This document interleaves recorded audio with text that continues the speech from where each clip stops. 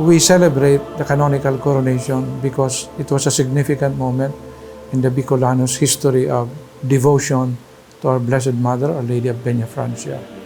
We do not let something that is significant, important, historical, momentous to pass without celebrating it.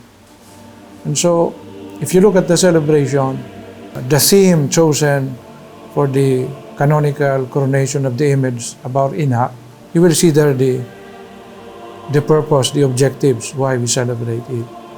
So it's called divine inheritance. We have to preserve, nourish, and share.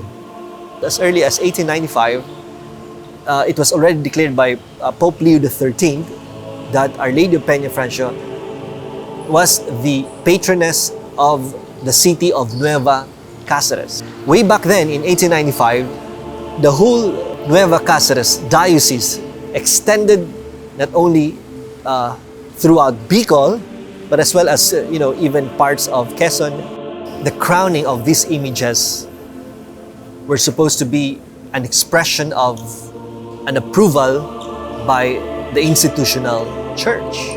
And therefore, these coronations would later on be known as canonical coronations. So canonical coronations could either be done by the Supreme Pontiff himself or the Pope himself, or it could also be done by a local bishop. And so what is the significance of this coronation? Was the image of the Blessed Mother before the canonical crowning, was she wearing a crown and aureola already? Yes, she was wearing a crown, she was wearing an aureola. But this canonical coronation is very significant because it gives special recognition, special distinction to the image, the object of the devotion of the people. The canonical coronation gives, as it were, primacy of this devotion over other devotions. Parang primus inter pares. What images of the Blessed Virgin Mary would usually be crowned? Well, first, it should be old.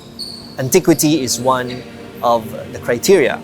Second, there should be a record of miracles. The third one would be the devotion to Our Lady is a powerful instrument in encouraging the devotees to become closer to her Son, Jesus Christ. So all of these were met by the devotion to Our Lady of Peña Francia. Of the many places in the Philippines, why was Naga chosen to be the center of this devotion to Our Lady of Peña Francia?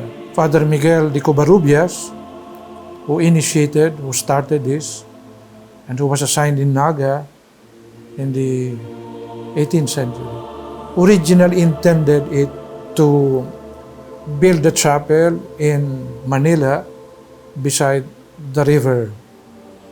But circumstances, divine providence did not materialize it there, but in Bicol, specifically in Naga City. And so, God has a purpose for that, no? He has a mission for us Bicolanos. The impact to the people given by this coronation gives us pride and joy that our devotion, our Ina, the image of our Ina is being given a singular honor. She was raised among the ranks of the major devotions around the world. We are endeavoring that in this time, in our time, we can give her fitting tribute, fitting recognition, as we thank her for her continual patronage, for her continual taking care of us, putting us all under her mantle of protection.